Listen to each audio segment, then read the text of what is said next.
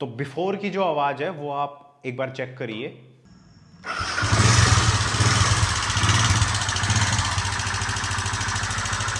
And अब सुनते हैं जो आफ्टर वाली साउंड है, जो ड्रास्टिक डिफरेंस आया है दोनों आवाजों में वो।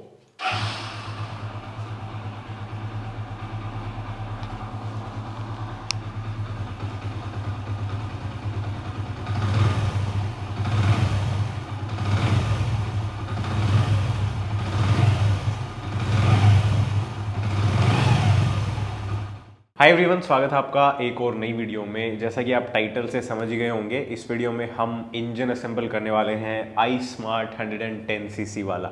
और ये जो इंजन है ये बहुत ही इनफेमस इंजन है अपनी आवाज़ के लिए। इसकी जो टाइमिंग चैन की आवाज़ है वो जाती ही नहीं है, कितनी भी बार आप टाइमिंग चैन रिप्लेस करा लें। उसके और भी बहुत सारे सॉल्यूशंस हैं, लेकिन इस वीडियो में हम परमानेंट जो सॉल्यूशन है टाइमिंग चैन वाली प्रॉब्लम का, जो कि हीरो ने कुछ साल बाद जब अपडेटेड वर्जन निकाला था तब किया था, वो इस पर्टिकुलर इंजन के साथ करने वाले हैं।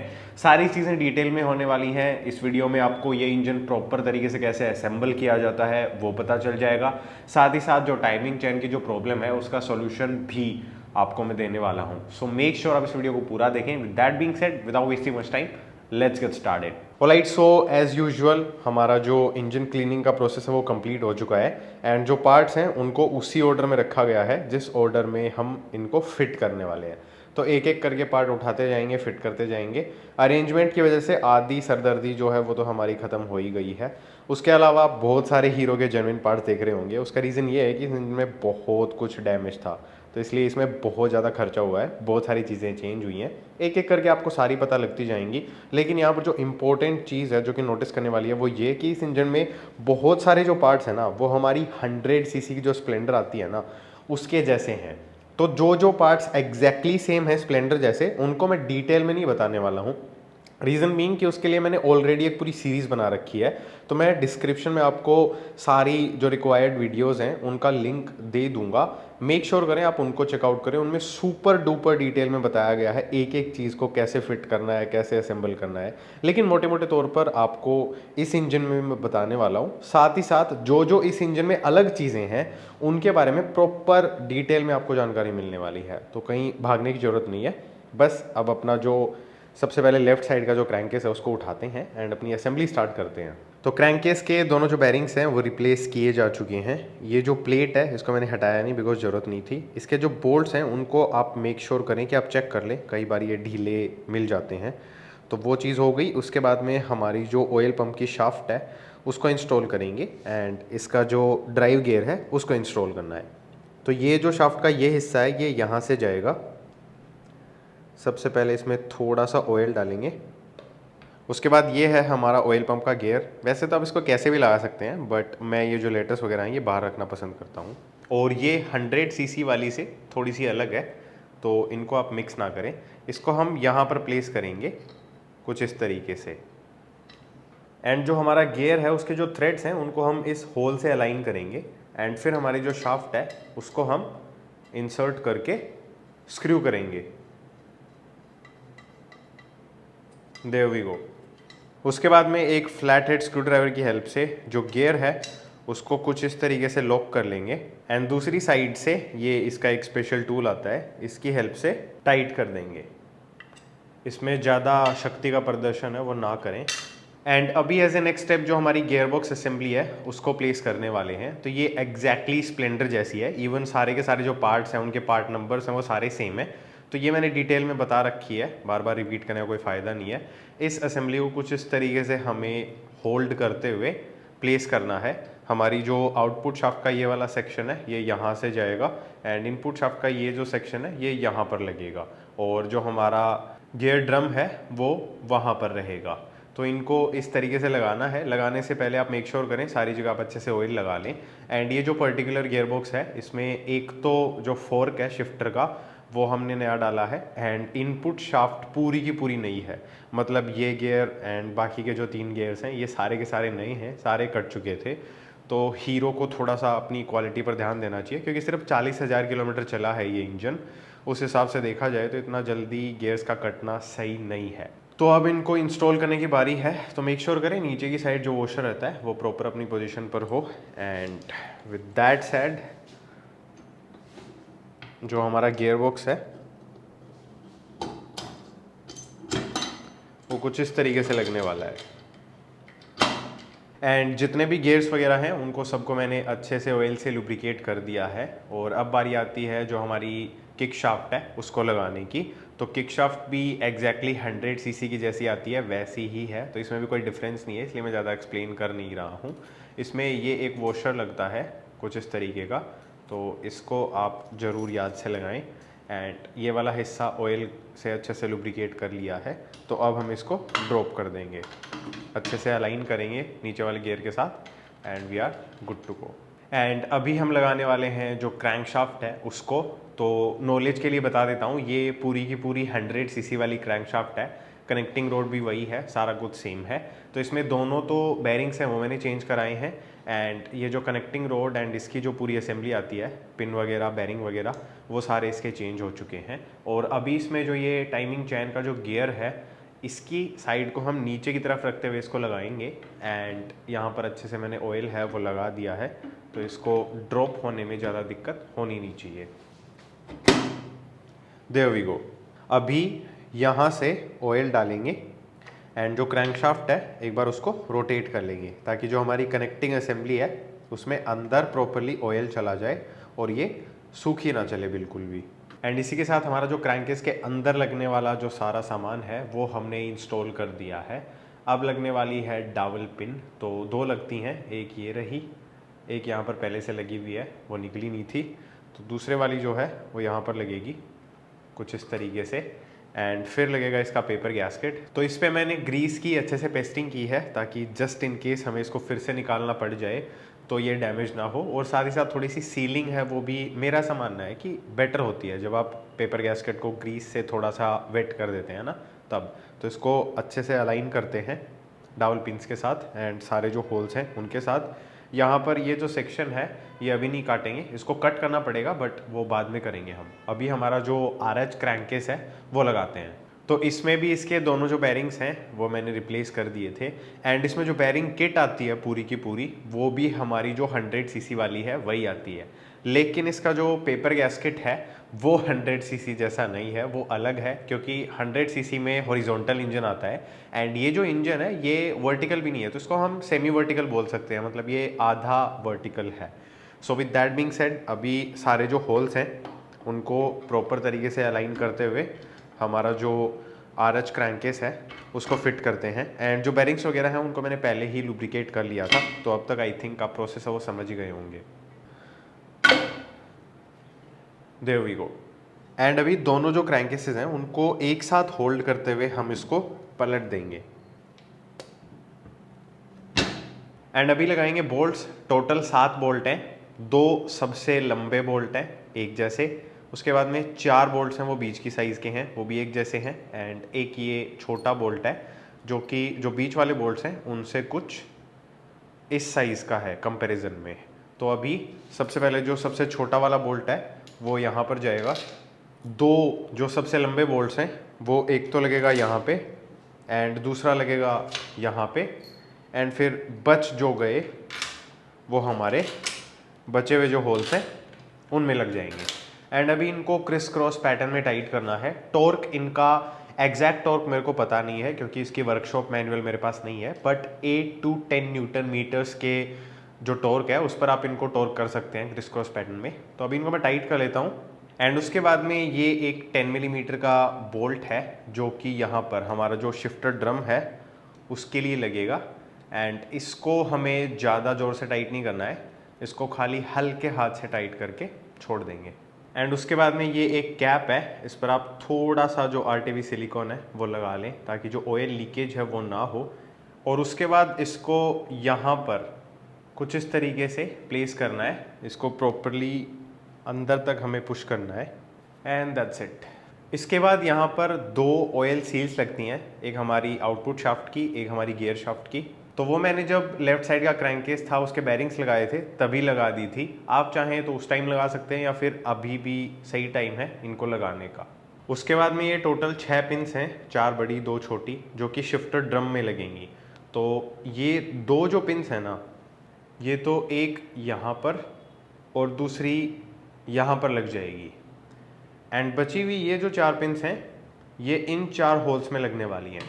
बट यहाँ पर एक छोटा सा कैच है, वो ये कि मुझे नहीं पता इस बाइक में, क्योंकि बहुत सारे पार्ट्स इसमें 100 सीसी वाले हैं, और 100 सीसी स्प्लेंडर, डीलक्स, पैशन, इनमें मैंने कभी ऐसी दिक्कतें देखी नहीं जो मुझे इस इंजन के साथ देखने को मिली हैं।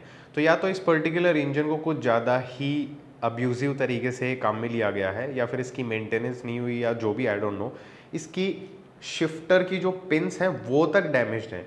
अब ये नई तो मिली नहीं, तो अभी मैं क्या करूँगा, इनको उल्टा लगाऊंगा ताकि जो फ्रेश साइड है वो हमारी गियर शाफ्ट को मिले, ना कि ये वॉर्न आउट साइड। बेसिकली ये हिस्सा नीचे की तरफ रखते हुए कुछ इस तरीके से। और अभी हम लगाएंगे हमारी ब्रांड न्यू गियर शाफ्ट को, और ये जो है ये ऐसे आती नहीं है, ये पोर्शन आएगा, पूरी शाफ्ट आएगी, बट एक तो अंदर इसमें मेटल की डाउल लगी हुई है, ये नहीं आती है साथ में, और एक ये स्प्रिंग नहीं आती है। तो आप अगर चेंज करें तो देख लें, बाकी ये 100 सीसी जैसी ही है, मैंने बता रखा है डिटेल में। अभी इसको लगाते टाइम सबसे पहले इसको लुब्रिकेट करेंगे अच्छे से। दूसरा, ये जो इसका स्टड है ये 14 mm के सॉकेट से टाइट होता है, तो आप इसको चेक कर लें लूज ना हो। एंड फिर हम इसको यहाँ पर इसका होल है उसके थ्रू पास थ्रू करेंगे, एंड ये जो सेक्शन है इसको यहाँ पर मैच करेंगे। नीचे की साइड धीरे धीरे पुश करते जाएंगे, एंड फिर इधर ये जो इसका पार्ट है इसको पीछे की तरफ करके इसको ऑल द वे पुश कर देंगे। एंड अभी हम इसको थोड़ा सा चेक करेंगे तो इसका मूवमेंट एकदम प्रॉपर है। अभी लगाते हैं इस प्लेट को, तो इसमें डिज़ाइन बनी हुई है वैसे ही लगा देते हैं इसको। बाकी आप दोनों साइड से लगा सकते हैं, ऐसा कोई इशू नहीं है। इट इज़ जस्ट कि इसके जो ये साइड वाले 2 होल्स हैं ये ऑफसेट हैं, तो ये एक ही साइड लगेंगे। अगर आप इसको उल्टा लगा देंगे तो फिर जो बोल्ट होल है वो मैच नहीं होगा, ये एक ही साइड से लग पाएगी। तो ये अच्छी चीज़ है कि ज़्यादा दिमाग है वो आपको खर्च नहीं करना पड़ता इंजन फिटिंग के टाइम पे। तो ये लग गया, और सेम इसके साथ है, इसमें भी जो होल्स हैं उनको आपको अलाइन करना पड़ेगा, अदरवाइज जो सेंटर होल है वो मैच नहीं होगा। साथ ही साथ इसमें ये जो हिस्सा है ये थोड़ा सा स्लोट बना हुआ है, ये ऊपर रखेंगे, एंड जो स्मूथ साइड है जिस साइड आई लिखा हुआ है वो नीचे रहेगा। तो ये हमारा कुछ इस तरीके से जाएगा। फिर ये एक 10 मिलीमीटर का बोल्ट है जो कि यहाँ पर लगा करके हमें टाइट करना है। फिर लगाएंगे स्टॉपर प्लेट को, तो ये भी ऐसी नहीं आई थी, इसमें सारी असेंबली आती है, बस ये स्प्रिंग है ये आपको पुराने वाली की लगानी पड़ती है। अगर आप वाली टूट गई है तो आपको अलग से नई लेनी पड़ेगी। तो हाँ, हीरो ऐसी चीज़ें नॉर्मली करता रहता है।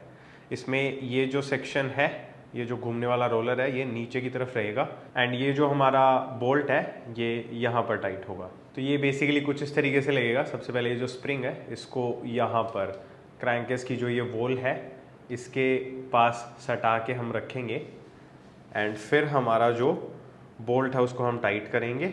एंड जैसे ही जो प्लेट है वो बोल्ट के साथ नीचे की साइड जाने लगे तब हमें इसको इस साइड खींच के रखना है। एंड जो हमारा गियर का जो स्टार है उसमें सेक्शंस बने हुए हैं, उसमें से किसी एक ग्रूव में इसको फिट करना है, जस्ट लाइक दैट। एंड अभी इसको हम प्रॉपरली टाइट कर देंगे। फिर बारी आती है किक शाफ्ट की स्प्रिंग, एंड ये एक ऊपर जो गियर लगता है उसको लगाने की। तो स्प्रिंग हमारी कुछ इस तरीके से लगेगी, इसमें यहाँ पर स्लॉट बना हुआ है, इसमें फिट होगी।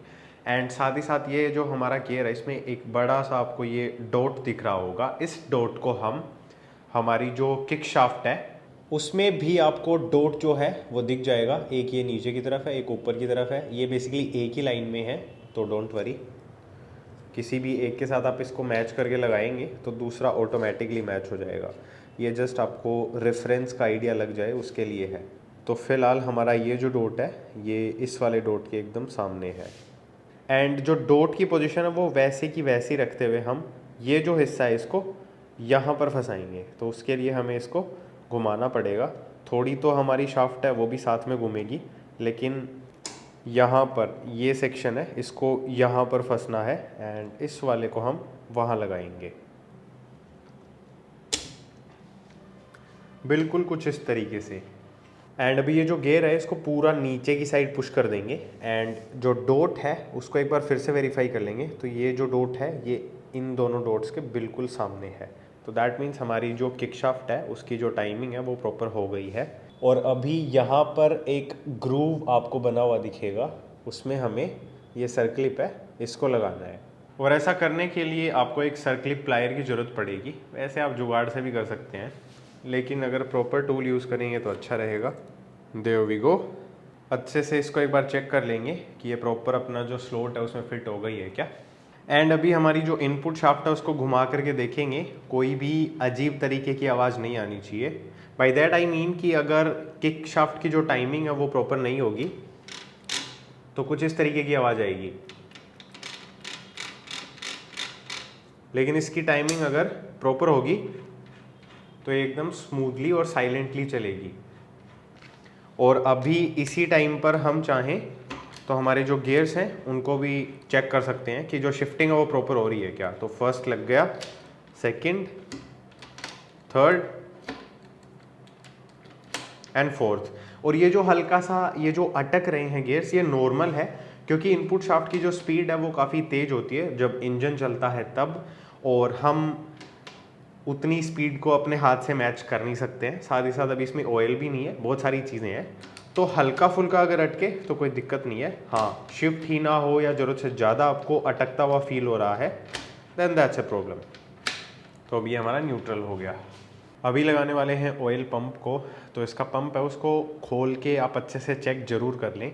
हीरो जो है वो पार्ट्स की क्वालिटी के साथ काफ़ी ज़्यादा कॉम्प्रोमाइज़ कर रही है, एंड ऑयल पंप में वो लोग ऑयल भी नहीं लगा के देते हैं, तो कई बार ऑयल पंप वो लॉक हो जाता है ऑयल ना होने की वजह से, एंड फिर हम बाइक में इसको लगा देते हैं बिना देखे, और फिर एकदम से जब चलता है तो स्क्रैचेस आ जाते हैं। फिर ऑयल पंप की जो पंपिंग की जो पावर है, कैपेसिटी है, वो उतनी अच्छी नहीं रहती है। कई बार काफ़ी सारी बाइक्स में दिक्कत भी आ जाती है, तो इसलिए ऑयल पंप को खोल के अच्छे से चेक कर लें। इसको मैंने खोल के देख लिया, लुब्रिकेट कर दिया। जो प्रोसेस है वो एज इट इज़ 100 सीसी वाली है, लेकिन पार्ट नंबर इसका अलग है, थोड़ा सा इसका डिज़ाइन भी अलग है। जो हमारी 100 सीसी का जो ऑयल पंप आता है उससे ये थोड़ा सा अलग है, लेकिन प्रिंसिपल और कॉन्सेप्ट बिल्कुल सेम है। वही 3 स्क्रूज़ हैं, अंदर एक कागज़ की पैकिंग लगी हुई है, वैसे ही प्रोपेलर्स हैं, टाइमिंग भी उनकी वैसी है। तो वो देख लेना डिटेल में, आपको पता चल जाएगा। अभी ये एक स्लीव है, इसको लगाएंगे सबसे पहले। इसका जो ये कॉलर वाला हिस्सा है ये ऊपर रखेंगे, एंड इसको कुछ इस तरीके से हम यहाँ पर रख देंगे। एंड ये एक इसकी गैस्केट है, इस पर मैंने ऑयल लगाया है, ग्रीस नहीं लगाया है।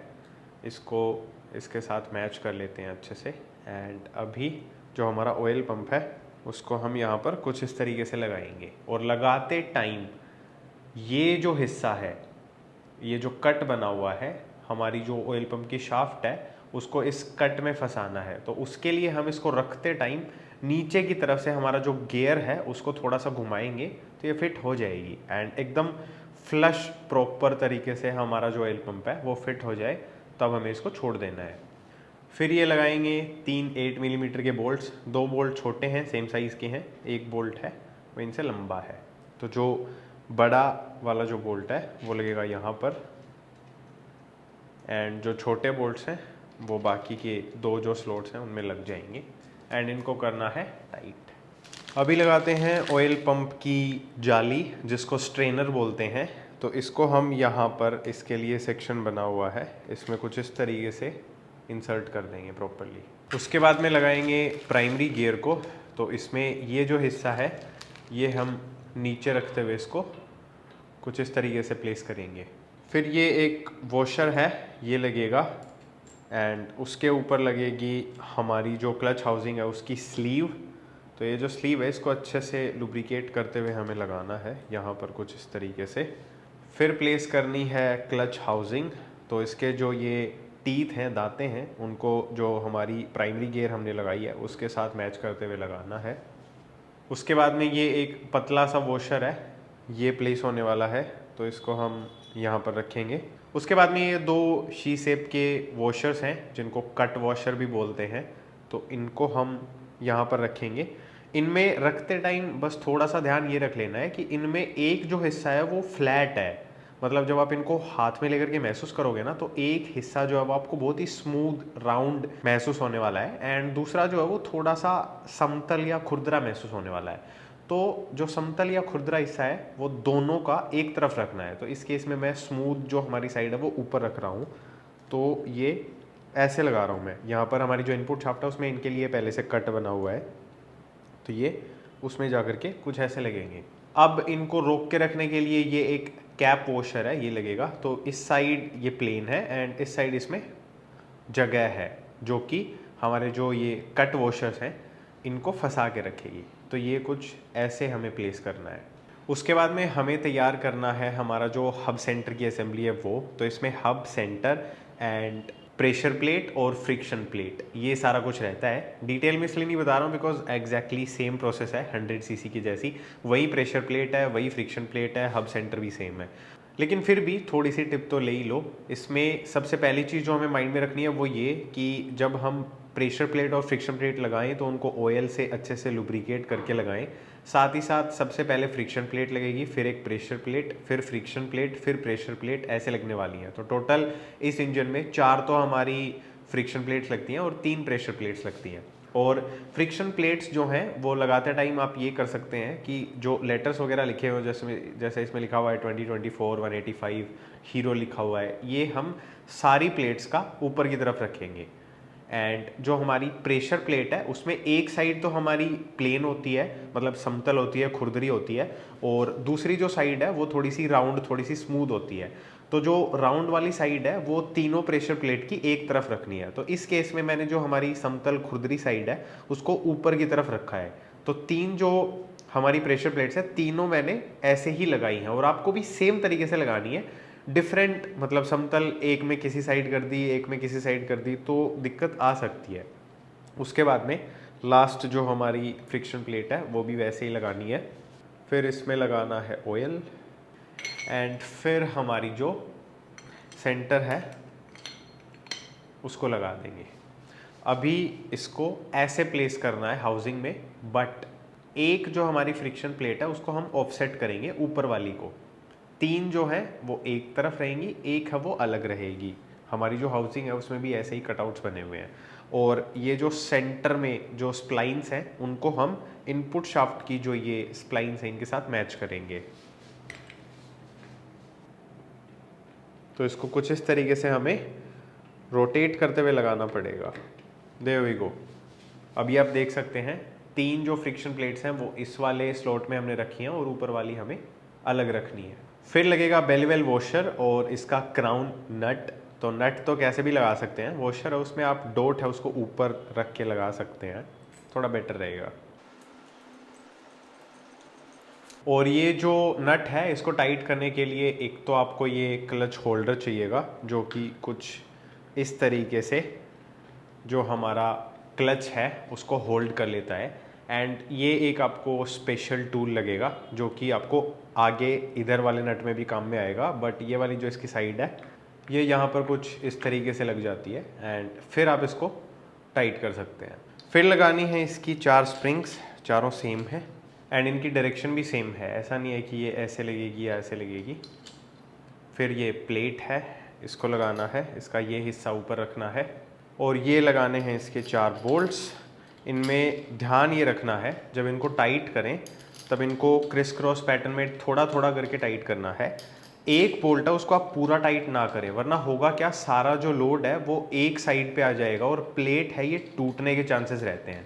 तो हमें इनको टाइट ऐसे करना है, थोड़ा इसको कर लिया, फिर थोड़ा इसको कर लिया, थोड़ा इसको कर लिया। तो जो प्रेशर है स्प्रिंग्स का वो प्लेट पे चारों साइड रहना चाहिए। और ये जो बोल्ट्स हैं इनको ज़्यादा टाइट नहीं करना है, आप इसको पकड़ के इनको टाइट कर सके, बस इतना ही। और फिर ये क्लच रिलीज बेरिंग है, ये यहाँ पर कुछ ऐसे ड्रॉप होगा। फिर यहाँ पर ये एक बाउल है जो कि ऑयल को थोड़ा सा होल्ड रखता है अपने अंदर, ताकि जो क्लच प्लेट्स हैं उन पर प्रॉपरली ऑयल है वो लगता रहे, वो ड्राई ना चलें। एंड इसको टाइट करने के लिए ये 2 8 मिलीमीटर के बोल्ट्स हैं जो कि यहाँ पर और यहाँ पर लगने वाले हैं। फिर लगाते हैं सेंट्रीफ्यूगल ऑयल फिल्टर को। ये वेट बैलेंसिंग का भी काम करता है और ऑयल फिल्ट्रेशन का भी काम करता है। साथ ही साथ इसमें यहाँ पर एक छोटा सा छेद है जो कि दूसरी साइड से ओपन है। सो आप मेक श्योर करें कि इसको आप क्लीन करते टाइम ओपन कर दें, ये चोक हो जाता है जनरली। इसको लगाना है यहाँ पर कुछ इस तरीके से। फिर प्लेस कर दें इसका बेलीवेल वॉशर, जिसका डोट हम ऊपर की तरफ रखेंगे, एंड फिर प्लेस करेंगे इसका नट। और ये जो हमारा नट है, इसको टाइट करने के लिए जो हमारा स्पेशल टूल है वो काम में आएगा, इसकी दूसरी साइड काम में आएगी बेसिकली। एंड इसको होल्ड रखने के लिए सेंट्रीफ्यूगल ऑयल फिल्टर को, ये एक टूल आता है जिसमें ये जो सेक्शन है ये इसमें यहाँ पर अटकता है कुछ इस तरीके से। फिर आप इसको ऐसे पकड़ सकते हैं और इसको टाइट कर सकते हैं, आई मीन दूसरी साइड से, जस्ट लाइक दैट। फिर बारी आती है यहाँ पर एक गैस्केट है उसको लगाने की।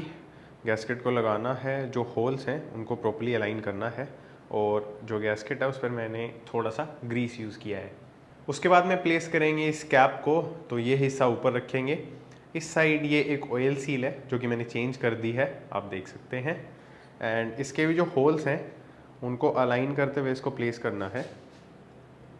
जैसे ही होल्स अलाइन हो जाएं फिर इसको हम थोड़ा सा पुश कर देंगे और लगाएंगे इसके चारों स्क्रूज़ को।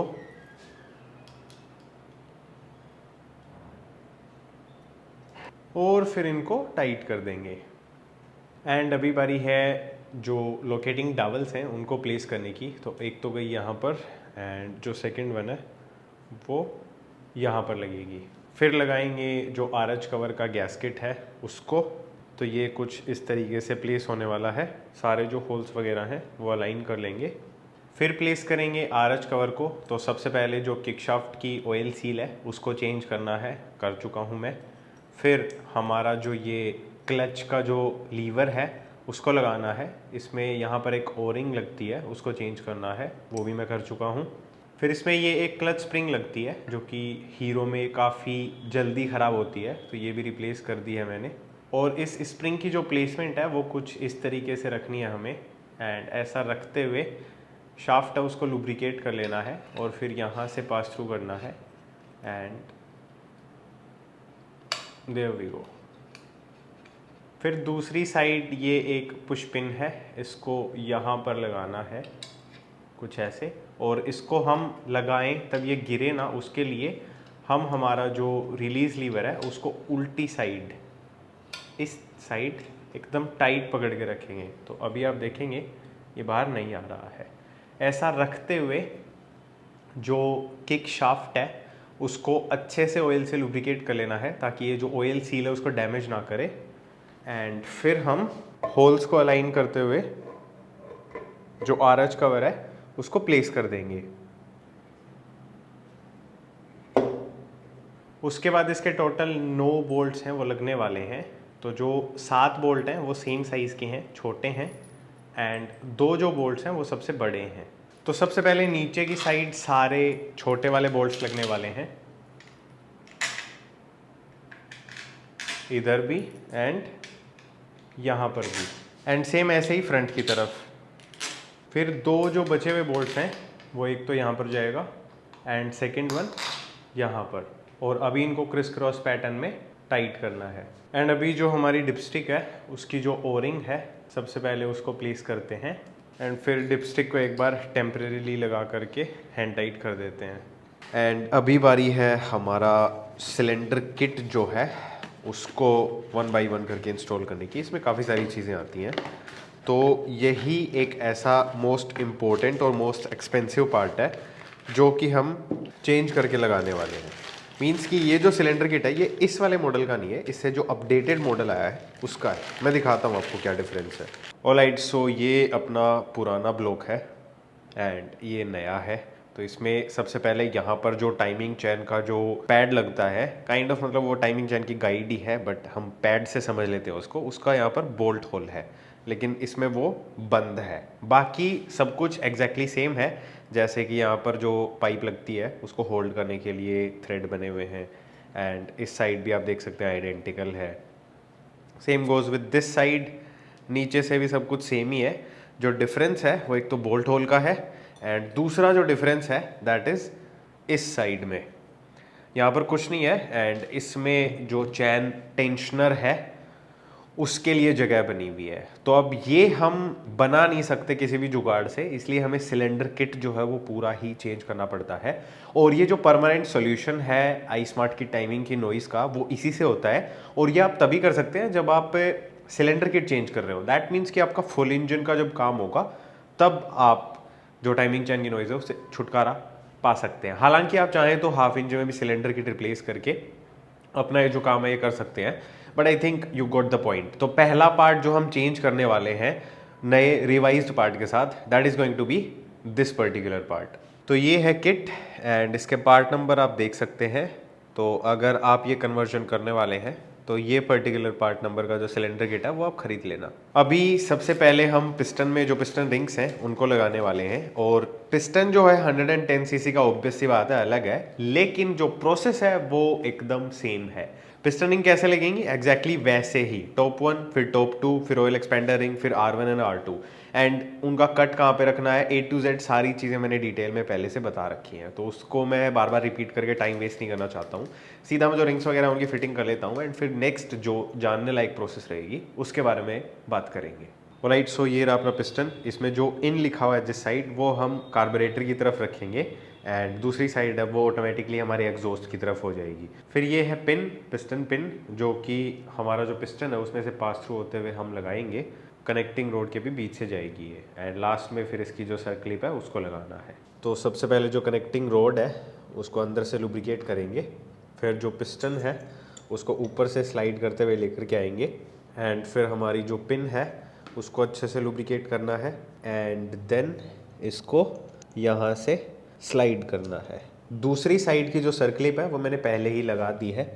इस साइड वाली जो सर्कलिप है वो हम लगाएंगे पिस्टन पिन के जस्ट बाद। और सर्कलिप लगाते टाइम थोड़ा सा ध्यान रखेंगे कि वो नीचे ना गिर जाए, तो उसके लिए मैं कपड़ा रख रहा हूँ। अब ये जो सर्कलिप है इसको यहाँ पर इस ग्रूव में लगाना है। सो देयर वी गो, हमारी जो सर्कलिप है वो कुछ इस तरीके से इंस्टॉल होने वाली है एंड अभी लगे हाथ ये जो पेपर गैस्केट का जो टुकड़ा है जो हमें काटना था उसको भी हम निकाल करके अलग कर लेंगे।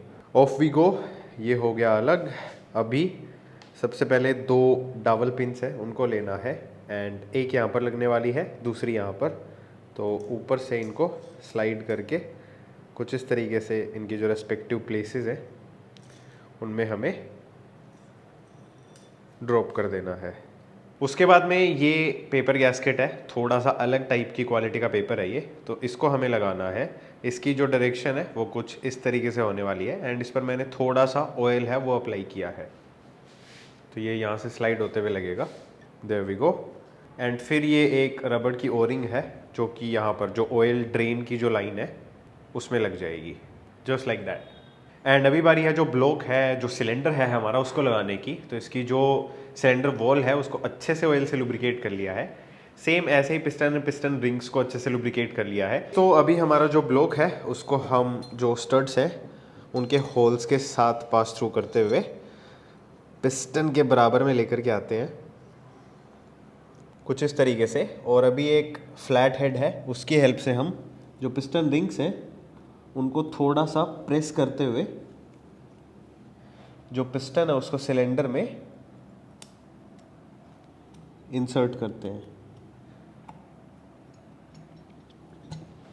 ये काम थोड़ा सा सब्र के साथ करना है, अदरवाइज़ होगा क्या कि या तो रिंग डैमेज हो जाएगी या फिर जो सिलेंडर है उसकी वॉल पर स्क्रैचेज आ जाएंगे या फिर पिस्टन पर स्क्रैचेज आ जाएंगे। तो इसलिए आराम आराम से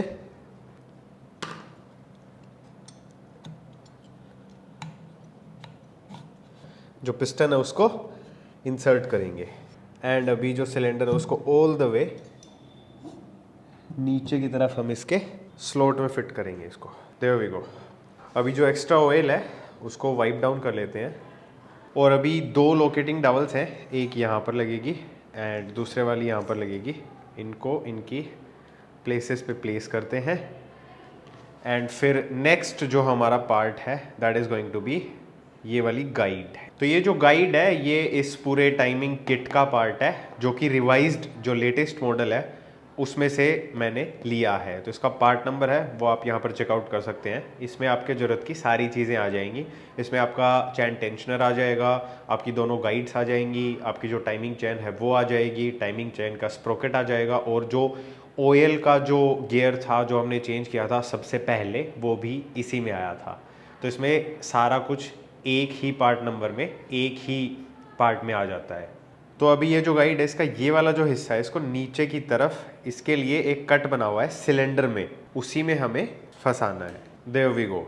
अभी जो हेड गैस्केट है उस पर चाहें तो आप थोड़ा सा ऑयल लगा सकते हैं, ऐसे ज़्यादा नेसेसरी है नहीं। ये इस तरीके से लगेगा। तो जो इसके होल्स हैं उनको अलाइन करते हुए इसको कुछ इस तरीके से इसकी जगह पर प्लेस कर देंगे। एंड यहाँ पर किसी भी टाइप की कोई भी रबड़ की रिंग वगैरह नहीं लगने वाली है। और अब बारी आती है जो सिलेंडर हेड है उसको इंस्टॉल करने से पहले तैयार करने की। इसमें बहुत सारी चीज़ें पहले लगानी पड़ेंगी, इसको लगाना बाद में है। जिसमें से सबसे पहले हमें जो वाल्व्स हैं दोनों वो लगाने पड़ेंगे। तो जो एग्जॉस्ट साइड का जो वाल्व है वो मैंने पहले ही लगा दिया है as you can see. And जो इनटेक वाली जो साइड है उसकी जो प्रोसेस है वो मैं आप लोगों को समझा देता हूँ। तो सबसे पहले वाल्व ऑयल सील है उसको लगाना है। तो इसमें थोड़ा सा ऑयल लगाएंगे एंड उसके बाद में जो हमारा वाल्व है उसमें ये जो गाइड आपको दिख रही है इसके ऊपर ये जो सील है ये वाला हिस्सा इसका कुछ इस तरीके से ये फिट होने वाली है बेसिकली। तो जगह बहुत कंजस्टेड है, लगा लेता हूँ फिर दिखाता हूँ आपको। सो आई डोंट नो आप लोगों को दिख रहा है कि नहीं, बट ये कुछ इस तरीके से हमें प्रेस करनी है। There we go. Alright, so there we have it. Install होने के बाद में ये कुछ इस तरीके से दिखने वाली है। एंड अभी यहीं पर हमें ये एक बिल्कुल पतला सा वॉशर है, इसको ड्रॉप करना है। There we go. उसके बाद में वाल्व का जो स्टेम है उसके ऊपर थोड़ा सा ऑयल लगाएंगे एंड उसके बाद में जो वॉशर हमने लगाया है उसको हम होल्ड रखेंगे, सिलेंडर हेड को पलटेंगे एंड इस साइड हमारा जो इनटेक वाल्व है उसको लगाएंगे। और इन दोनों में आप आइडेंटिफिकेशन बहुत आसानी से कर सकते हैं। जिस साइड छोटा होल है उस साइड छोटा वाल लगेगा, ऑब्वियस सी बात है। एंड वैसे भी एग्जॉस्ट की साइड छोटा वाल रहता है और इनटेक का जो वाल्व होता है वो बड़ा होता है साइज़ में। हमारा जो वॉशर है वो लग गया, वाल्व है वो लग गया, ऑयल सील भी लग गई। तो अब हमें ये वाल्व स्प्रिंग्स हैं इनको लगाना है। तो इनकी कोई भी डायरेक्शन नहीं है, मीन्स इनको आप कैसे भी लगा सकते हो, ये बाई डायरेक्शनल हैं। एंड फिर जो स्प्रिंग की रिटेनर कैप है उसके ऊपर हमें जो कोटर्स हैं उनका ये वाला जो हिस्सा है, कट के जस्ट ऊपर का जो हिस्सा है, जो कॉलर है बेसिकली, वो ऊपर रखनी है। एंड इनको बेसिकली कुछ इस तरीके से लगाना है। एंड फिर सबसे पहले यहाँ पर इसको प्लेस करेंगे और अभी जो हमारा वाल्व पुलर है उसकी हेल्प से हमें ये जो कोटर्स हैं ये वाल्व के अंदर एक स्लॉट बना हुआ है उसमें फिट करनी है। तो वो मैंने डिटेल में बता रखा है, डिस्क्रिप्शन में आप लिंक है उसका फाइंड आउट कर सकते हैं। तो इसको मैं लगा लेता हूँ एंड फिर नेक्स्ट जो स्टेप है उसकी तरफ मूव ऑन करते हैं, which is going to be the installation of camshaft, rockers, rocker pin. तो इन सारी चीज़ों को असेंबल करना है। और यहाँ पर पार्ट्स जो हैं वो बिल्कुल भी सेम नहीं है, मैं बताना भूल गया था। इसके जो वाल्व्स हैं वो 110 सीसी के अकॉर्डिंगली हैं, इसमें 100 सीसी वाले वाल्व्स हैं वो नहीं लगेंगे। साथ ही साथ कैमशाफ्ट भी अलग है क्योंकि इसकी जो लो प्रोफाइल है या फिर कैम प्रोफाइल जो आप समझना चाहें वो अलग है। रोकर्स हैं वो भी अलग हैं एंड ये जो पिन्स हैं ये तो अलग तो हैं ही हैं, वैसे भी ये अलग हैं। मतलब ये दोनों पिन्स जो हैं वो भी सेम नहीं हैं, एक में थ्रेड इस साइड है, एक में थ्रेड इस साइड है। तो जब मैं ऑर्डर करने गया तो ये वाली मिल गई, इस साइड वाली नहीं मिली। बट लकीली ये साइड वाली जो है ना इसमें खाली ये दिख रहा है कि ये थोड़ी बहुत घिसी हुई है, लेकिन जब मैंने फील करके देखा एंड इवन वर्नियर कैलिपर से टेस्ट किया तो इसकी मेजरमेंट एकदम एक्यूरेट थी। बट इस साइड वाले जो थी वो अच्छी खासी कटी हुई थी एंड लकीली ये वाली साइड मिल गई। तो अच्छा ही हुआ, अदरवाइज और वेट करना पड़ता पार्ट्स का। तो अभी इनकी जो इंस्टॉलेशन है वो आपको मैं प्रॉपर्ली दिखाता हूँ बिकॉज ये अलग है 100 सीसी से। ऑलराइट, सो जो रोकर्स हैं वो वैसे दोनों सेम है, तो कोई भी एक रोकर लेना है एंड उसमें ये जो टैपेट वाली जो एडजस्टमेंट के लिए स्क्रूज आते हैं ये पुराने वाले इंस्टॉल किए हैं बिकॉज ये इनके साथ नहीं आते हैं, टिपिकल हीरो थिंग। तो अभी इसको कुछ इस तरीके से प्लेस करेंगे, देयर वी गो। और अभी अपने LH कवर के जो 4 बोल्ट्स हैं उनमें से कोई भी एक 8 मिलीमीटर का बोल्ट लेना है एंड उसको ये जो थ्रेड्स इसमें बने हुए हैं इसमें कुछ इस तरीके से हम इंसर्ट करेंगे। और अभी जो हमारी रोकर आर्म है इस होल में से जो पिन है उसको स्लाइड करते हुए रोकर आर्म में से निकालेंगे। एंड इसको लुब्रिकेट करना नहीं भूलना है, मैंने ऑयल इसमें लगा दिया था, आपको भी लगाना है। और अभी इसको कुछ ऐसे लगाना है। और अभी आई डोंट नो आप देख पा रहे हैं कि नहीं, आई थिंक आप देख सकते हैं। तो अभी ये वाला जो होल है इसको देखिए ध्यान से, ये देखिए अभी इसमें शाफ्ट है और अभी जो हमारा होल है वो मैच हो गया। तो जब होल हमारा मैच हो जाए तब कुछ इस टाइप के 2 8 मिलीमीटर के बोल्ट्स अपने पास हैं, तो उनमें से एक बोल्ट है उसको लगा करके सबसे पहले हैंड टाइट करेंगे। There we go. एंड अभी इसको अनस्क्रू करके निकाल लेंगे। और इसमें जो पिन मैंने लगाई है वो वाली है जिसमें इस साइड होल था।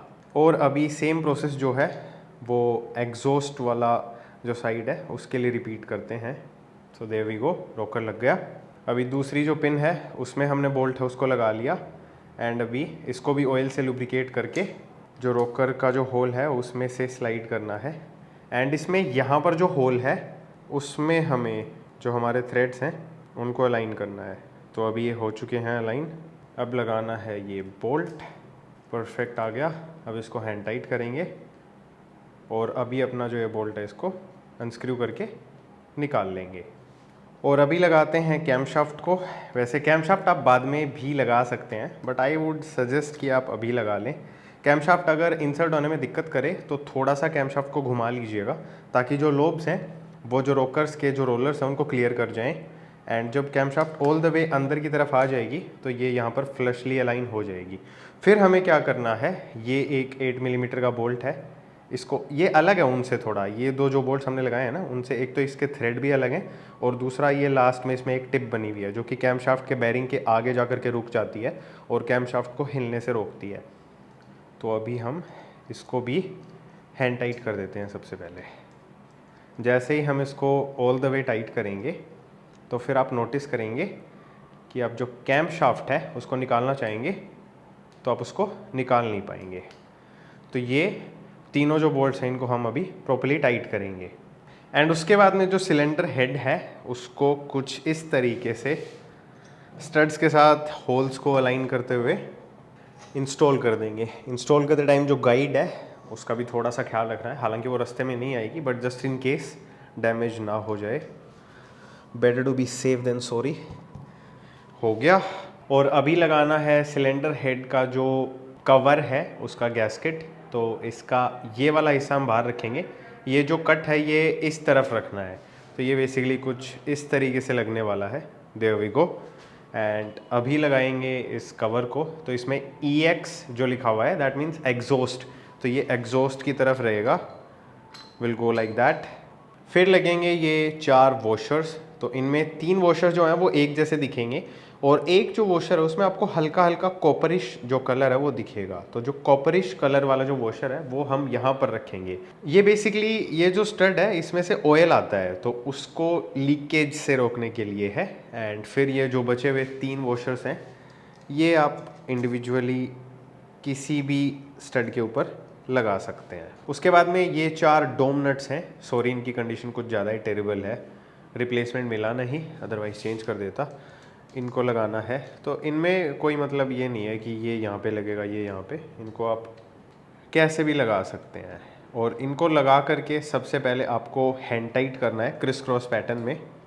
एंड उसके बाद में इनको 12 से 16 न्यूटन मीटर के बीच में टॉर्क करना है। वो कम्प्लीटली आप पर डिपेंड करता है। मैं तो पूरा 16 न्यूटन मीटर्स का जो टॉर्क है वो यूज़ करने वाला हूँ इनके ऊपर। तो 1 बाय 1 करके इनको टॉर्क करते हैं।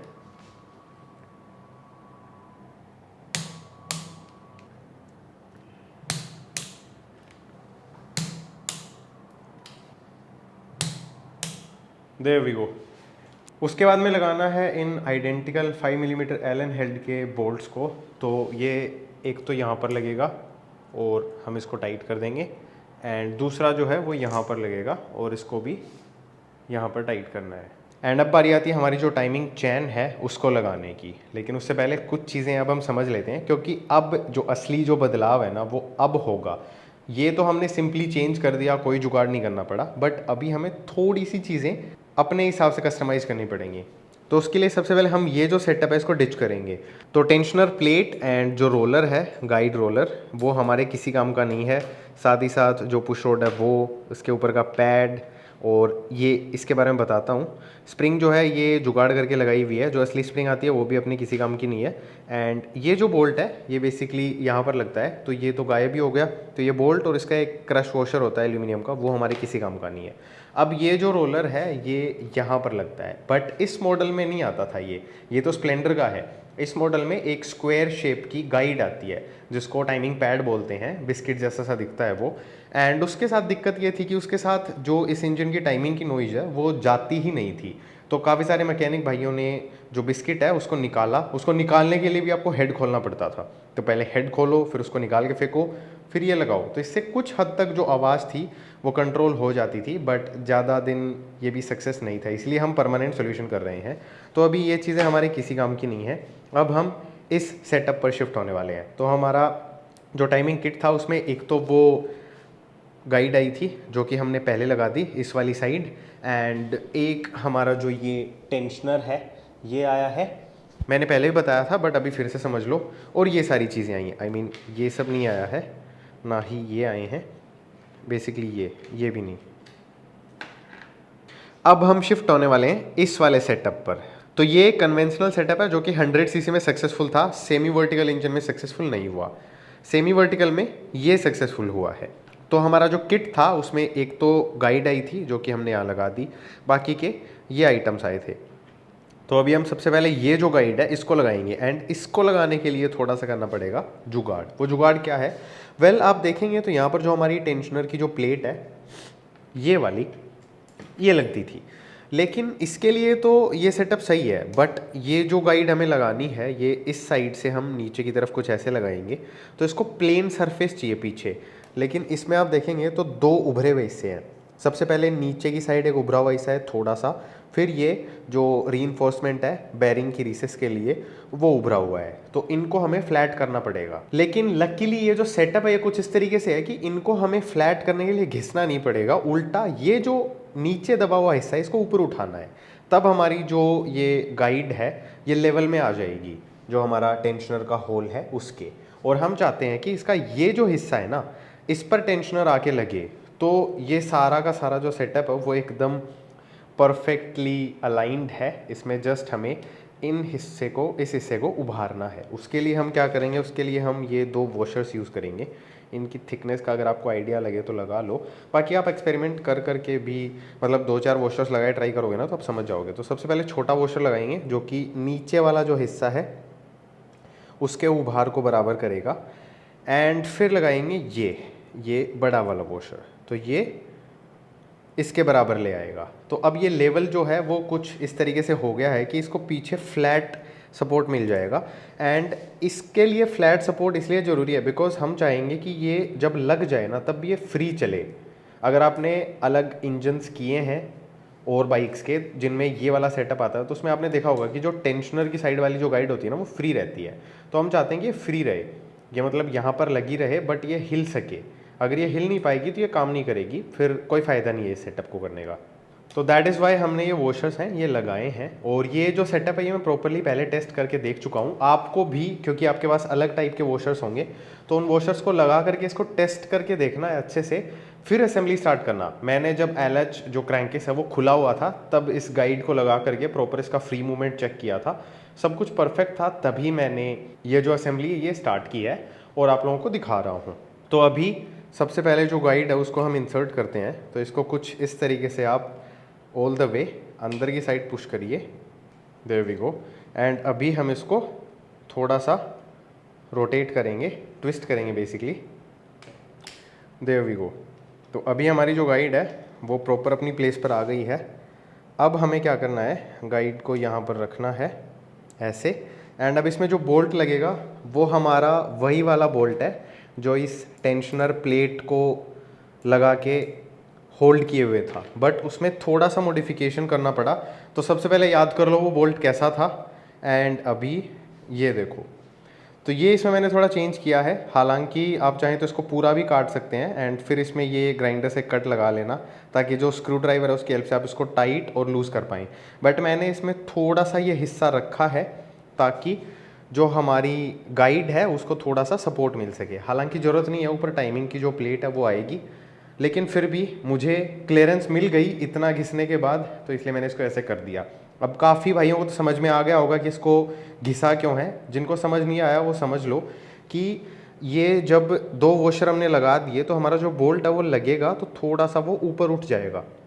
अब ऊपर उठने की वजह से क्या होगा कि अब इसके ऊपर हम लगाएंगे जो हमारी कवर प्लेट है वो वाली, तो उसके पीछे जब ये पूरा बोल्ट था तब वो लग नहीं रही थी, वो प्रॉपर्ली टच नहीं हो रही थी, उसमें थोड़ा सा उभार आ गया था। तो मैंने इसको इतना घिसा कि उस प्लेट के और इस बोल्ट के बीच में थोड़ा सा गैप है वो बच जाए, तो हमारा काम चल जाना था। तो ये इतना घिसते ही हमारा जो काम है वो बन गया। और बिकॉज ये इतना घिस गया था कि इसमें 17 मिलीमीटर का कोई भी टाइप का टूल नहीं लग रहा था, तो फिर मैंने इसमें बीच में एक कट मारा ताकि जो स्क्रू ड्राइवर है उससे मैं इसको खोल और बंद कर सकूं। तो कुछ इस तरीके से मैंने ये जुगाड़ बनाया है, आप भी बना सकते हैं। आप जिस टाइप के वॉशर यूज़ करेंगे उस पर डिपेंड करता है कि आपको इसको और घिसना पड़ेगा या कम घिसना पड़ेगा, लेकिन ये फ्री रहना चाहिए इस बोल्ट को पूरा टाइट करने के बाद भी, वो आपको माइंड में रखना है। और इस बोल्ट को टाइट करने की एक छोटी सी टिप ये रहेगी कि इसके जो थ्रेड्स हैं उन पे थ्रेड लॉकर लगा लीजिएगा ताकि वाइब्रेशन से ये खुल ना जाए, क्योंकि हम इसको सिर्फ स्क्रू ड्राइवर से ही टाइट कर पाएंगे। ये जो बोल्ट है इसको हम टाइट करेंगे। There we go. और ये वो मूवमेंट है जिसकी मैं बात कर रहा था। बेसिकली बोल्ट को हमने टाइट कर दिया, लेकिन अभी भी जो हमारी गाइड है वो फ्रीली मूव कर रही है उतना जितना इसको करने की ज़रूरत है, तो हमारा काम बन गया। एंड क्योंकि हमने पुश रोड वाला जो सिस्टम है वो ख़त्म कर दिया, तो ये जो इसका बोल्ट है खाली ये हमें यहाँ पर लगा करके टाइट करना है। इसके साथ इसका जो वॉशर है मेक श्योर आप उसको ज़रूर लगाएं, अदरवाइज़ ऑयल लीकेज होगा यहाँ से। एंड साथ ही साथ ये एक वॉशर है और ये एक 8 मिलीमीटर का बोल्ट है, ये लगने वाला है यहाँ पर, तो इसको भी लगा दें। और अभी लगे हाथ जो ड्रेन बोल्ट है उसको भी क्रश वॉशर के साथ लगा ही देते हैं। एंड ये बोल्ट आप नोटिस कर रहे होंगे कि दूसरा है, रीज़न बीइंग कि इसमें जो थ्रेड्स हैं वो डैमेज हो गए थे। आई डोंट नो कैसे हुए, किसी पहले मैकेनिक ने किए होंगे या जो भी है। तो एक बोल्ट था जो कि इसमें प्रॉपर्ली फिट आ गया, तो मैंने वो लगा दिया। ऐसा कुछ भी नहीं है कि ये बोल्ट अलग है, इट इज़ जस्ट कि थ्रेड्स डैमेज थे उसकी वजह से चेंज किया गया है। आपके अगर थ्रेड सेफ़ हैं तो आप एग्जैक्टली जो इसमें बोल्ट लगा हुआ था 14 mm का वो यूज़ कर सकते हैं, उससे कोई प्रॉब्लम नहीं आने वाली है। और अभी बारी है जो टाइमिंग चेन है उसको ड्रॉप करने की। There we have it. अभी इसको यहाँ से कुछ इस तरीके से लेना है। सबसे पहले नीचे वाला जो स्प्रोकेट है उसमें लगाएंगे, एंड फिर ये जो ऑयल पंप का जो गियर है इसके जो टीथ हैं उनके साथ अलाइन करेंगे। एंड फिर एक बार सबसे पहले इसको यहाँ पर ऊपर एक रिसेस बना हुआ है उसमें चढ़ा करके छोड़ देते हैं। फिर सबसे पहले जो TDC है उसकी बात कर लेते हैं, मतलब इंजन टॉप पर कहाँ पर है। तो यहाँ पर ये जो वुडरफ की के लिए स्लॉट है, इसमें मैंने वुडरफ की लगा दी थी बीच में, मैं कंफर्म कर रहा था कि TDC कहाँ पर है उसके लिए। तो अब ये स्टक हो गई है और मैं बार बार चोट मार के इसको निकालना नहीं चाहता, so please bear with that. तो मैं कहना ये चाह रहा हूँ कि जहाँ पर ये वुडरफ की का स्लॉट है उसको जस्ट हमारा ये जो होल था पहले इसके पैरेलल रखना है। ये जो वुडरफ की है या की का जो स्लॉट है वो एकदम एग्जैक्टली इसके पैरेलल है। तो अभी आपको कैमरा के एंगल में पता नहीं कैसा दिख रहा होगा, बट जब आप अपनी आंखों से इसको एडजस्ट करें तो इस गैप को यहाँ पर एकदम पैरेलल रखना। विद दैट साइड अब बारी आती है जो ऊपर वाला स्प्रोकेट है उसको लगाने की। तो इसमें डॉट है उसको इसके साथ अलाइन करना है, इस एरो के, ये यहाँ पर जो स्लॉट बना हुआ है इसके साथ। एंड दो जो होल्स हैं उनको जो हमारे बोल्ट होल्स हैं उनके साथ अलाइन करना है। एंड जो आई है वो इनटेक की तरफ रखना है। मतलब समझने में क्या जा रहा है, मे बी इन्होंने इसी वजह से आई लिखा हो या फिर कोई और रीज़न हो सकता है, आई डोंट नो, बट समझने में आसानी है तो अच्छा है। फिर ये एक डाउल पिन है, इसको जो कैमशाफ्ट है उसमें लगाएंगे कुछ इस तरीके से। और अभी जैसे मैंने बताया है एग्जैक्टली वैसे ही, थ्योरेटिकली तो मैंने एक्सप्लेन कर ही दिया है, अब प्रैक्टिकली और देख लीजिए। थोड़ा सा मिसअलाइंड है तो उसको करेक्ट करेंगे। एंड अभी जो डाउल पिन है उसके ऊपर हमारा जो स्प्रोकेट है उसको प्लेस करना है। There we go. अभी फिर से एक बार टाइमिंग देख लेते हैं। जो वुडरफ की है वो बिल्कुल पैरेलल है जो इमेजिनरी होल हमने सोचा उसके। एंड जो डॉट है वो भी इस कट के साथ प्रॉपर्ली अलाइंड है। तो अभी हम ये दो 8 मिलीमीटर के बोल्ट्स हैं, इनको लगा करके हैंड टाइट कर सकते हैं। एंड अभी जो वुडरफ की है, अगर आपने नहीं लगा रखी है तो उसको यहाँ पर प्लेस कर लें। एंड फिर एक बार जो मैग्नेट है उसको हम इस स्लॉट के साथ अलाइन करते हुए लगाएंगे, थोड़ा सा अंदर की तरफ पुश करेंगे, देयर वी गो। एंड अभी जो रोटेशन है वो करके देखेंगे पूरा 360। फिर से जो हमारी टाइमिंग है उसको प्रॉपर्ली मैच करेंगे। सो ऊपर तो हमारा डॉट एरो के साथ अलाइन हो गया। नाउ लेट्स सी, नीचे भी प्रॉपर अलाइनमेंट है। तो अभी फिर से जो मैग्नेट है उसको एक बार रखते हुए इसको पकड़ेंगे यहाँ पर, और ऊपर के जो ये 8 मिलीमीटर के बोल्ट्स हैं इनको हम टाइट कर देंगे। इनको ज़्यादा टाइट नहीं करना है वैसे।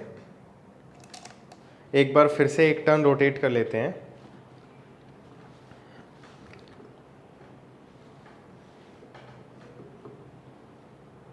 फिर से डॉट मैच हो गया एंड नीचे की जो टाइमिंग है वो भी मैच हो गई। तो अब इस पोजीशन पर जो हमारी वाल्व क्लियरेंस है इनटेक साइड और एग्जॉस्ट साइड की, वो हमें एडजस्ट कर लेनी है। तो इसमें क्लियरेंस 0.05 mm आपको रखनी है बोथ इनटेक एंड एग्जॉस्ट के लिए। वाल्व क्लियरेंस की प्रोसेस काफ़ी सिंपल है, आपको पता ही है। फिलर गेज से आपको जो टैपेट स्क्रूज हैं उनको एडजस्ट करना है। टॉप डेड सेंटर पर हमारा इंजन है ही। बाकी डिटेल में जानना है तो डिस्क्रिप्शन में जो वीडियो लिंक्स हैं उनमें आपको ये प्रोसेस भी अच्छे से मिल जाएगी। फिर करते हैं इंस्टॉल चैन का जो टेंशनर है उसको। तो चैन का जो टेंशनर है वो तो किट में आ जाएगा, लेकिन इसका एक तो ये मेटल का गैस्केट चाहिए अपने को। पेपर का गैस्केट एडवाइजेबल नहीं है, बाकी आप चाहें तो यूज़ कर सकते हैं। ये आप होंडा शाइन या फिर हीरो की कुछ बाइक्स में ऐसा टेंशनर आता है तो उनसे बोरो कर सकते हैं।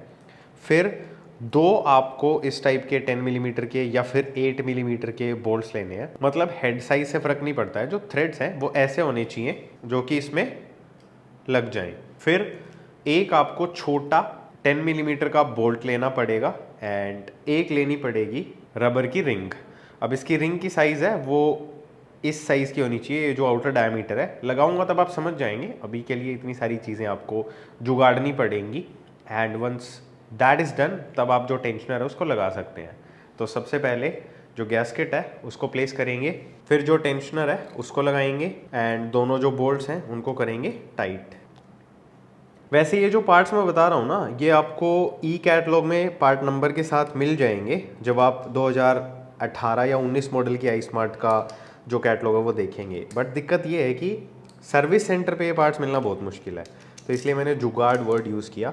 अदरवाइज़ ये एज इट इज़ नई वाली जो आई स्मार्ट है उसमें, जब मतलब रिवाइज्ड मॉडल जो आया था इस इंजन का, उसमें लगे हुए हैं। तो आप चाहें तो अगर मिल जाएं आपके एरिया में तो डेफिनेटली आप जो जेन्युइन हीरो के पार्ट्स हैं वो भी यूज़ कर सकते हैं।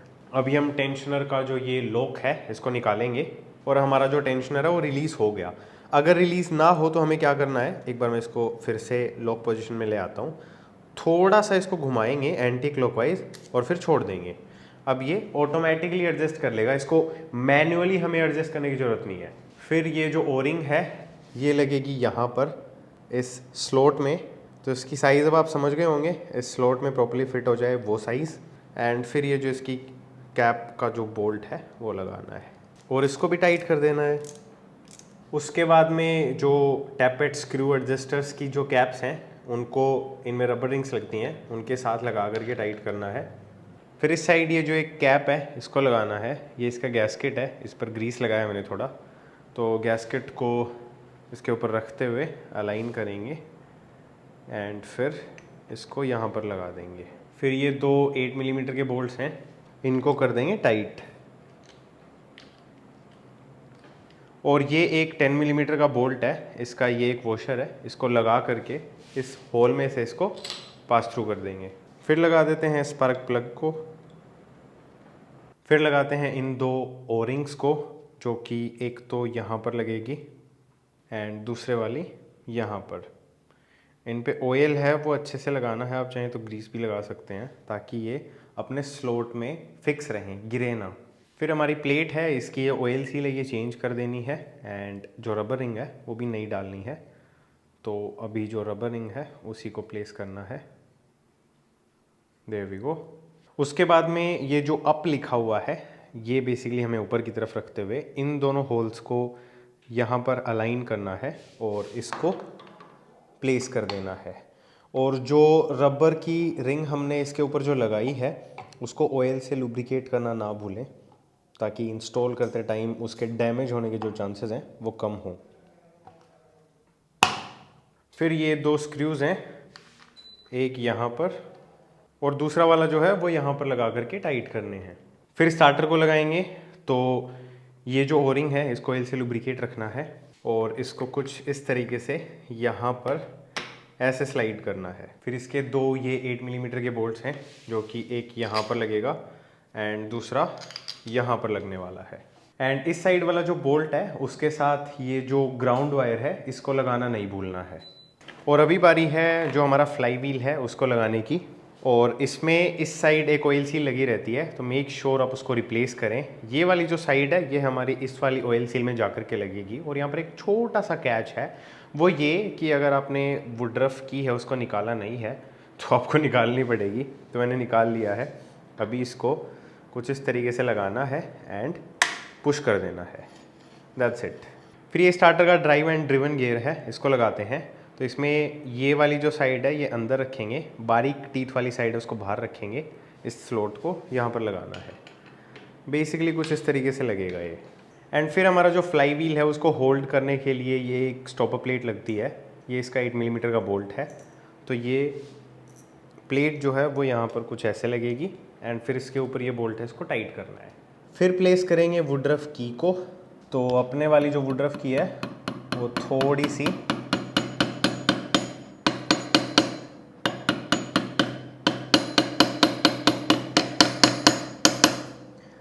पीटने पर जाएगी, देयर वी गो। और अभी जो मैग्नेट है उसका जो 1 वे का सेटअप है उसको प्रॉपर तरीके से इंस्टॉल रखते हुए हमें जो मैग्नेट है उसको लगाना है। 1 वे भी आपको डिस्क्रिप्शन में डिटेल में मिल जाएगा, सो डोंट वरी। ये जो स्लॉट है इसको वुडरफ की के साथ अलाइन करेंगे। सबसे पहले तो वही करना है। उसके बाद में हमारा जो मैग्नेट है उसको हम एंटी क्लॉकवाइज रोटेट करेंगे, तो हमारा जो फ्लाई व्हील है वो हमारा जो 1 वे है उसमें इंगेज हो जाएगा। एंड फिर हम इसको थोड़ा सा रोटेट करेंगे एंड जो वुडरफ की का जो स्लॉट है उसके साथ अलाइन करेंगे। अब ये प्रोसेस ऐसी है जो आप जब करेंगे तभी आपको समझ में आएगी। एंड फिर लगाएंगे वॉशर एंड मैग्नेट का नट। और इसको टाइट करने के लिए जो मैग्नेट होल्डर आता है उसको यूज़ करना पड़ेगा। ये 14 mm की साइज़ का सॉकेट है वो यहाँ पर लग करके टाइट हो जाएगा। तो ये हो चुका है। अब नेक्स्ट स्टेप की तरफ मूव ऑन करते हैं, जो है हमारा न्यूट्रल पोजीशन सेंसर है उसको लगाना। तो इसमें ये एक ओरिंग आती है, मेक श्योर आपने इसको चेंज कर दिया हो, डैमेज नहीं है तो पुरानी भी चल जाएगी। फिर ये लगेगा यहाँ पर कुछ इस तरीके से। एंड फिर ये इसकी एक प्लेट है जो कि ऐसे लगेगी और ये इसका बोल्ट है, तो इनको लगाना है और फिर टाइट कर देना है। फिर 2 डबल पिन्स हैं उनको लगाएंगे। तो एक तो हमारा जो LH कवर है उसी में अटकी हुई है ऊपर वाली, एंड एक नीचे लगेगी यहाँ पर मैग्नेट के जस्ट नीचे की साइड। आई थिंक आपको आइडिया लग जाएगा। और फिर हमारा जो गैस्केट है उसको लगाएंगे। तो इसमें मैंने ग्रीस थोड़ा सा लगा दिया है, इसको प्रॉपर्ली अलाइन करना है सारे होल्स वगैरह के साथ। एंड फिर हमारा जो LH कवर है वो लगेगा। तो अगर आपने कोयल वगैरह खोली है तो देख लीजिए, 8 मिलीमीटर का बोल्ट है, स्टॉपर की प्लेट है, इस साइड हमारा क्रैंक पोजीशन सेंसर है उसमें भी 2 8 मिलीमीटर के बोल्ट्स हैं, ये हमारी कोयल है, वायरिंग है वो नीचे से जा रही है, ये 2 8 मिलीमीटर के बोल्ट्स हैं। तो अभी इनको थोड़ा सा ध्यान रखना है क्योंकि मैग्नेट अपनी तरफ खींचेगा तो छोटे मोटे स्क्रैचेस आ सकते हैं, ज़्यादा कुछ तो नहीं होगा, बट फिर भी वो भी हम क्यों ही लाएं अपनी बॉडी पे। There we go. फिर बारी आती है सबसे अजीब, टोटल 6 बोल्ट्स हैं उनको लगाने की। तो 2 बोल्ट्स तो सेम साइज़ के हैं छोटे, एक तो यहाँ पर जाएगा, एक यहाँ पर जाएगा। अब ये 4 अजीब बच गए। अजीब क्यों? वो इसलिए क्योंकि इनमें हल्का हल्का फ़र्क है साइज़ में। तो 2 सेम साइज़ के हैं, वो ऊपर की तरफ लगेंगे, एक यहाँ पे एंड सेकंड वन यहाँ पे, फिर बच गए ये दो, तो इनमें जो छोटी साइज़ का बोल्ट है वो यहाँ पर जाएगा एंड जो सबसे लंबा बोल्ट है वो जाएगा यहाँ पर, और इनको क्रिस क्रॉस में टाइट करना है। एंड अभी जो न्यूट्रल की वायर है वो भी लगा दी है। अब जो हमारी टाइमिंग है वो चेक करवा देता हूँ। तो हमारा जो डॉट है वो इसके जस्ट ऊपर है, हल्का सा आपको ये मिसलाइन दिखेगा, वो इसलिए बिकॉज जो टाइमिंग चैन है उसको टेंशनर ने पूरी टाइट कर रखा है, तो इसलिए इसमें हल्का सा मिसलाइन है। अगर मैं एक टीथ चेंज करूँगा तो ये थोड़ा आगे चला जाएगा, जो कि सही नहीं होगा, तो इसलिए इसकी टेंशन मत लो। यहाँ पर जो टी है उसके जस्ट बराबर में है ये, तो हमारी जो टाइमिंग है वो परफेक्ट है। ये वाला जो कवर है मैं इसीलिए नहीं लगा रहा था ताकि आप लोगों को टाइमिंग दिखा सकूँ प्रॉपर तरीके से। तो अभी जो कैप है उसको लगाने के लिए सबसे पहले उसका जो गैस्केट है वो लगाते हैं। इस पर थोड़ा सा ग्रीस यूज़ किया है, इसको करते हैं कुछ इस तरीके से प्लेस। अभी ये जो स्लॉट है इसको यहाँ पर अलाइन करना है कुछ इस तरीके से, एंड फिर जो दूसरी साइड 10 मिलीमीटर का बोल्ट हमने लगाया था उसको टाइट करके टॉर्क कर देंगे, और फिर लगाएंगे ये कैप। तो इसकी ये जो ओरिंग है मेक श्योर आप इसको प्रॉपर्ली प्लेस करें, एंड फिर इसको यहाँ पर लगा करके टाइट करना है। ऑलराइट गाइज, तो इसी के साथ हमारी जो इंजन असेंबली की प्रोसेस है वो होती है कंप्लीट। अब इस इंजन को बाइक में इंस्टॉल करना है। बाइक की अभी क्या कंडीशन है वो आप अपनी स्क्रीन पर देख सकते हैं।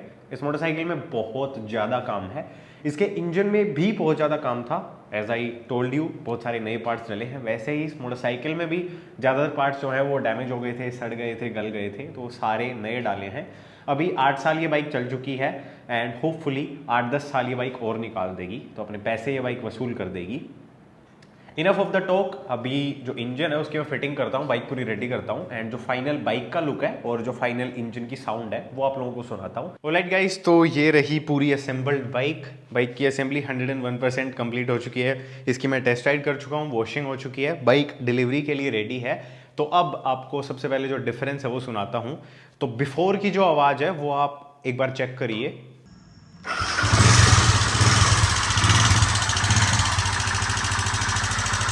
एंड अब सुनते हैं जो आफ्टर वाली साउंड है, जो ड्रास्टिक डिफरेंस आया है दोनों आवाज़ों में वो।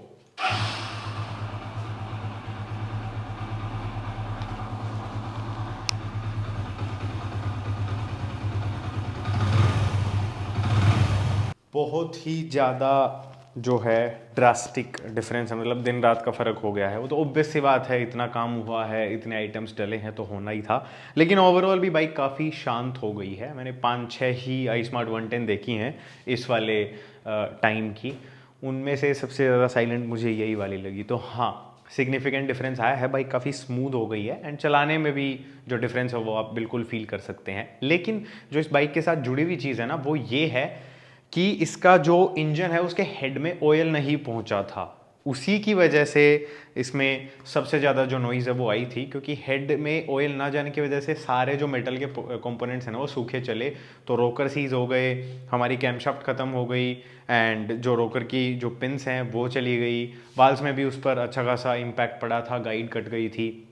तो वो सारी चीज़ें फिर से ना हो उसके लिए मुझे ये मेक श्योर करना था कि इसके हेड में ऑयल ज़रूर पहुंचे। वैसे आपको हर बाइक में इंजन करने के बाद में जो हेड में जो ऑयल आता है उसको चेक करना होता है, लेकिन इसके लिए स्पेसिफिकली कुछ ज़्यादा ही मैंडेटरी हो गया था। एंड आई स्मार्ट में पर्टिकुलरली ये काफ़ी कॉमन प्रॉब्लम है कि हेड का जो ऑयल का जो सर्कुलेशन सिस्टम है वो बहुत जल्दी गिव अप करता है। तो इसलिए मैंने इंजन को लगाने के बाद, फिट तो हमने पूरा कर लिया था, लेकिन फिर भी मैंने लगाने के बाद इस साइड का जो कवर है उसको खोला, स्पार्क प्लग है उसको हटाया, एंड फिर इंजन को क्रैंक करके देखा कि जो ऑयल पंप है वो एकदम स्लो स्पीड पे भी ऑयल है उसको पहुंचा पा रहा है क्या। और अभी आप फुटेज में भी देख सकते हैं कि जो ऑयल है वो कितना आसानी से जो हेड है उसमें पहुंच रहा है। उसके बाद इस पॉइंट से आगे हमारे रॉकर्स तक प्रॉपरली जो ऑयल है वो जा रहा है कि नहीं वो मैंने चेक किया। तो वो कैप है वो मैंने लगाई, एंड जो हमारे टैपेट कवर्स हैं उनको खोल करके इंजन को स्टार्ट करके देखा, एंड वहाँ पर भी प्रॉपर्ली ऑयल आ रहा था। जो फुटेज है उसमें एग्जॉस्ट साइड का मैंने ज़्यादा रिकॉर्ड किया है, हालांकि इनटेक साइड भी मैंने अच्छे से चेक किया था। अभी जो फुटेज है उसमें आप ऑयल के छींटे वगैरह देख सकते हैं, तो इनटेक में भी। तो हाँ, ऑयल हमारा प्रॉपर आ गया है। दैट मीन्स कि 99.99% हमने अपनी तरफ से बाइक को रेडी कर दिया है। अब ये इंजन चलता कितना है वो कंप्लीटली डिपेंड करता है कि इसका रख रखाव कैसे होता है। और मेरी तरफ से तो देखो मैंने कोई कमी छोड़ी नहीं है, पूरी मेहनत की है इस बाइक में। अब ये इंजन डिज़ाइन ही कितना कारगर है वो देखते हैं। हालांकि जो टाइमिंग चैन वाली नॉइज़ है वो डेफिनेटली 101% परमानेंटली गायब हो चुकी है। अब कंप्लीटली मेंटेनेंस के ऊपर डिपेंड करता है और वो जो 0.01% लक फैक्टर है उसके ऊपर डिपेंड करता है। बाकी अपनी साइड से कोई कमी नहीं है। ओवरऑल बाइक में भी मैंने बहुत सारा काम किया है, आप देख भी सकते हैं। अभी भी जो थैलियाँ वगैरह हैं वो लगी हुई हैं। तो फ्रंट एंड ऑलमोस्ट पूरा ही रीडू हुआ है इसका। उसके बाद में मिड में वायरिंग में भी काम था। ओवरऑल काफ़ी सारा काम था, उसमें नहीं जाते हैं। इस वीडियो के माध्यम से मुझे बस यही आप लोगों तक पहुंचाना था कि अपन चाहें तो रिवाइज्ड जो पार्ट आते हैं, ज़्यादातर केसेस में हो जाता है कि हम फेसलिफ्ट है काइंड ऑफ वो कर सकते हैं। इस केस में हमें बाइक का फेसलिफ्ट नहीं करना था, इसके इंजन का करना था, वो हमने कर दिया। तो अब जो टाइमिंग की जो दिक्कत है वो सॉर्ट आउट हो गई है। So with that being said, इस वाली वीडियो के लिए इतना ही गाइस। आई होप ये वीडियो आपके लिए इन्फॉर्मेटिव रही होगी। अगर ऐसा है देन आप इस वीडियो को लाइक कर सकते हैं। साथ ही साथ इस वीडियो में मैंने क्या किया था कि जो चीज़ें ऑलरेडी मैं डिटेल में पहले अपने चैनल पर बता चुका हूँ, स्प्लेंडर वाला जैसे 100 सीसी का जो इसका पार्ट था वो मैंने स्किप किया। जो इस पर्टिकुलर इंजन के लिए अलग था, यूनिक था, वही मैंने बताया है। तो कमेंट करके बताना कि ये तरीका सही लगा आपको, आपका भी थोड़ा टाइम बचे। और जिनको डिटेल में जानना हो वो पहले ऑलरेडी मेहनत करी हुई है उन वीडियोस पे, तो वो वहाँ पर जा करके देख सकते हैं। या फिर आप चाहते हो कि अगर आई स्मार्ट का इंजन बना रहा हूँ तो उसमें चाहे 100 सीसी की बहुत सारी चीज़ें हों, लेकिन वो भी फिर से डिटेल में बताऊँ, जैसा आप लोग बोलोगे ऑब्वियस सी बात है वैसा ही आगे फ्यूचर में किया जाएगा। तो एक छोटा सा फीडबैक प्लीज़ देना अपना। Thank you so much for watching. मैं मिलूंगा आपसे नेक्स्ट वाली वीडियो में, तब तक के लिए बाय बाय।